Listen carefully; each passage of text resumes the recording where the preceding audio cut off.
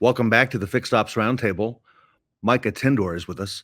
He leads the Kelley Blue Book instant cash offer business within Cox Automotive, focused on providing the best trade-in solution for dealers, consumers, OEMs, and partners. Great friend of the roundtable.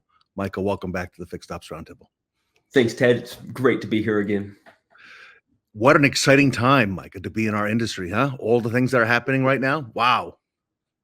It is a super exciting time, particularly running into NADA here at the end of the week. We have so much change on the EV side, so much change in inventory coming back online. And now we're running into NADA. Really excited to see everybody there. Swing on by the KBB ICO booth in the Cox Automotive area. Would love to say hi to all your listeners. You know, I would typically ask you for the booth number, but I know that Cox Automotive would be very hard to miss, okay, at the NADA show, Micah.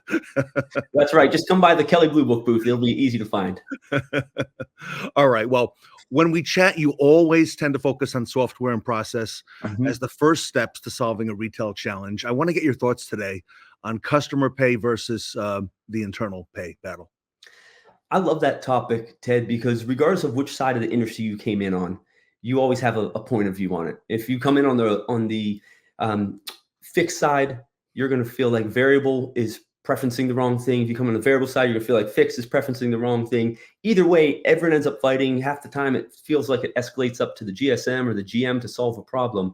And what's really interesting about it, I think we're now at a point where dealers can start thinking about integrating some of their technology stacks to help fix ops start to optimize that lift space in advance, particularly if we think about what exists in our tech systems right now. I think that we could start proactively scheduling some of the service hours we need for the used car department by taking a look at the appraisal and pulling out the right pieces of data. You and I were talking in the green room before we got started. I think it's amazing also how the appraisal has, in the last year and a half, it seems, come to the top of the list, Micah. Everyone is talking appraisals, whether you're in sales or fixed ops. I agree with you completely, Ted. And I think one of the big drivers is through that period of the COVID shutdown, when inventory wasn't available, everybody had to turn to customer buy as the way of really generating inventory for the lot. And I think it started to point out some areas where the appraisal process had weakness. And now that inventory is coming back, new volume was up 56% last year, used was up 4% last year. Now it's starting to come back. I think dealers and the industry partners are starting to realize some of those holes in the appraisal process also exist in the standard appraisal process. I think everyone's starting to take a look at it. And I'm excited for it because there's a lot of opportunity, as you mentioned, to leverage that across the dealership. Absolutely. And you're right. Inventory is back. Okay. Whether it's EV, whether it's a combustion engine, and a lot of things continue to evolve and change in the industry. You've said that the appraisal is a key to strategically scheduling internal pay work. I want to unpack that in the concept, starting with what are the key pieces of value added information that a dealer should be looking for? I really think there's three things, Ted, that dealers should be looking at when they want to proactively start scheduling some service hours based on used car appraisals. And it's, when can I look at an appraisal? What can I map to service hours, and what can I ignore?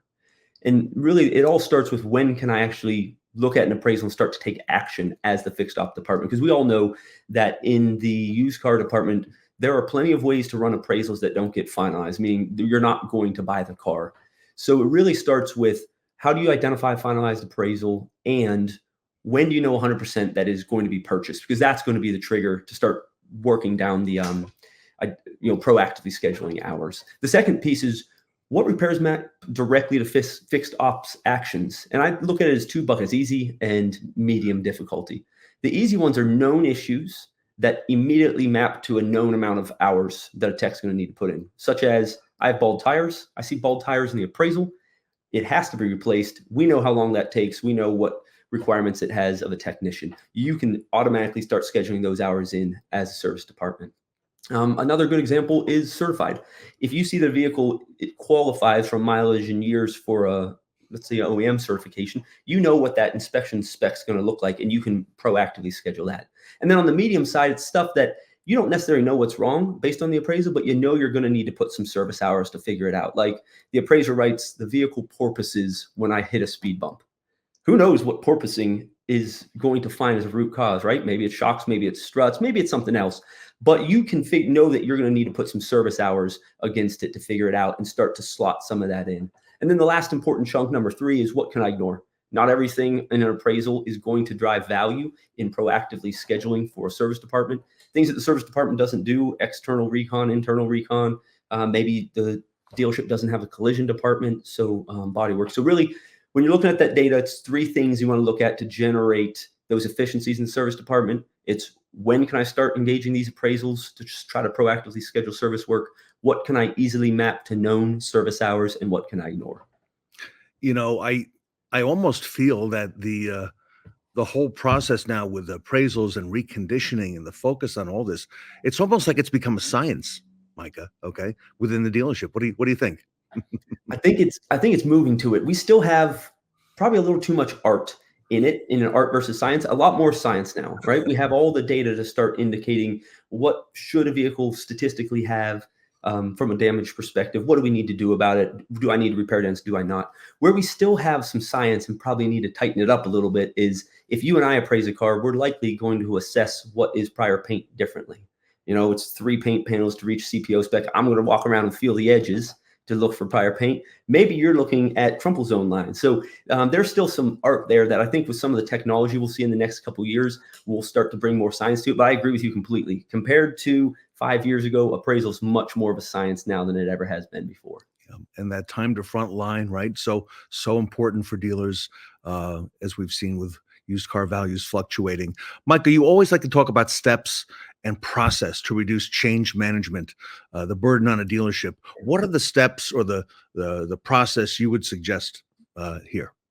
I think there was actually a pretty light process to test this at a dealership and see if it works for you. Okay. You don't have to go right into deep integrations, right? You don't have to have your tech companies start to work with each other. You can do it manually through a few simple steps.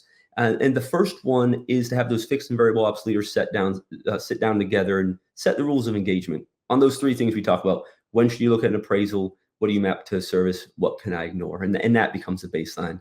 The second step is to create a process for fixed ops to gain access to the appraisal.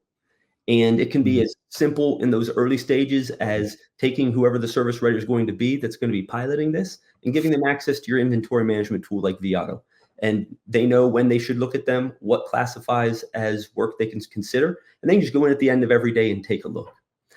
The third step is to do that work of mapping the appraisal issues to what should be fixed on service. And really importantly, is setting the reaction timelines that both sides expect. So fixed and variable ops can agree if it's tires and if it's listed in the appraisal, the service writer should identify it within 6 hours of the appraisal being completed, for example. And then what is the target number of hours or days for it to get up on a rack? And that's something that you want to figure out together so everyone's on the same page. And then after that, it's just testing. We don't suggest you try to go full bore from the get-go. There's always going to be problems. So have one service writer, maybe for half a month, go in every day, take a look, schedule some service proactively, and then fifth is track it. So it's really, if you want to start to test proactively identifying service hours and booking them from appraisals, just get that alignment, figure out who's going to do it and how they're going to access the appraisals, map the issues, and then start testing. It's a good way to bring service and sales together also, because they're typically operating in, I've heard the term silos. We've heard that now in the industry for a while. They're all separate silos. So that's actually a good modern way to help bring it together. I like that. Yeah, I think for so long, we've had those silos, and those silos almost oppose each other when really we're all generating revenue for whatever the dealership name is that we work for. And it's all about now that we have all the tech platforms to identify inefficiencies, starting to leverage those so we're working together to maximize revenue, whatever's best. There's a time where it should be customer pay work, and there's a time where it needs to be internal pay. Michael, what technologies does a dealership need to create this proactive internal pay activation process? I think you've covered some of them already. Yeah, and I think it's important to call out at the core, you can pilot this and test this in your dealership without any new technology and any new technology integrations. It really just requires having someone from the service department start to engage the appraisals on that fixed set of rules. But if you do really want to maximize it, what you need to do is look to integrate whatever your inventory management or appraisal software is and your fixed off software. It's just those 2 stacks. And what you need to do is identify the methods to exchange the data, put in that approval logic we talked about, such as how long until I'm supposed to act, what am I allowed to schedule, when should I look at it, and then some means of doing some reporting. But I do want to stress again, there's nothing to stop a dealer from trying this today. And as you know, Ted, the automotive industry is the most innovative industry, which is why I love it so much. I grew up in it. I'm going to stay in it, hopefully, until I die. And I think a lot of dealers can, with those innovative skills, can start testing it pretty early. If a dealer does this, what can they expect in terms of efficiencies or benefits, from making the effort to do all this? Yeah, the ROI of leveraging an appraisal to proactively schedule bay time unfortunately, doesn't have a single fixed output. And if I unpack that statement a bit, it's because it depends on the existing levels of efficiency or inefficiency in a dealership service department. But if we just take some kind of normal assumptions, if you're running 100 units through your used car department, it means you need about 130 for the service team to take a look at, because some are going to be wholesaled and sold early and all that. If this can free up just an hour per vehicle, instead of the used car department driving it down, parking it behind the service department, maybe 20 minutes later, they shoot a text to the service writer saying, oh, the vehicle's back there. They eventually get out to it. If we can just assume it saves an hour, that you can proactively schedule stuff just looking at a piece of technology. On that 130 vehicles, it's 130 hours, which is 2 weeks of full-time technician work. If you scale that up, if you're running 200 dealerships, that's 3.5 weeks for 2 technicians. And if you're a large volume dealership running 400 to 500 cars, you're looking at the equivalent of 3 technicians being available for an entire month that you'd free up by just 1 hour of efficiency. So when I like to look at it, as something that you need to test to figure out where you're going to end up. But in your mind, even if it's just 30 minutes of efficiency, I can get a week back of my tech's life if I'm a 100-unit dealership. And the math pretty quickly works out to something that's worth considering and having that discussion between your fixed and variable ops department if they think they can pull it off. That 1 hour means a whole lot. Wow. I know Sarah Van Tyne, who is on the show and helps moderate and co-host some of these. She came from dealership. She was worked in dealership for 12 years, and her husband is the used car buyer for that. It's a dealer group, but she says, well, he's hardly ever in the dealership, Ted. He's always buying cars, used cars. And I said, about how many cars does he buy? She says he averages about 500 to 600 cars purchases a week. And he uses some of the tools that you have mentioned today, and I can't imagine doing it without some of these tools. That is an impressive volume. I first have to say, you're 100% right. The days of standing in a lane on a Tuesday and trying to bid to get 5 or 6 cars is gone. And now we're using technology tools, identifying exactly what we can buy, putting in proxy bids.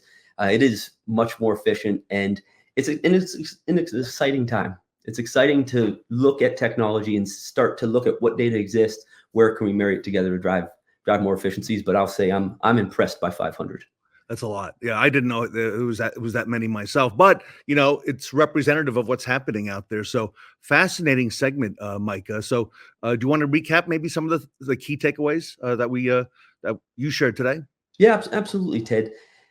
I think really at the core, what I want to recap is that we're now at a time where the technology exists in our dealerships already without spending any extra money to be able to use some items of an appraisal to schedule work immediately and drive better efficiencies. And it's the simple items, like there are brakes I know they're going to replace. I know it's a half-hour job. Let me just slot that in. I know that it's a pre-owned cert. That's an hour job. Let me slot that in. And it doesn't take a bunch of technology. It's as simple as sitting your teams down, agreeing on how you're going to do it, agreeing on how you're going to have access, and then letting one of your service writers test it out with your team. And I think it's something that a lot of dealerships can find some good results with. So I appreciate the opportunity to come on and chat about it with you, particularly right in front of NADA here. And if anyone wants to chat about it more, I'm always happy to chat about it in depth. If you just want to find me on LinkedIn or swing by the booth at NADA. So Micah Tindor from Kelley Blue Book Instant Cash Offer, Cox Automotive, will be at NADA later this week. I believe things kind of get going on Thursday.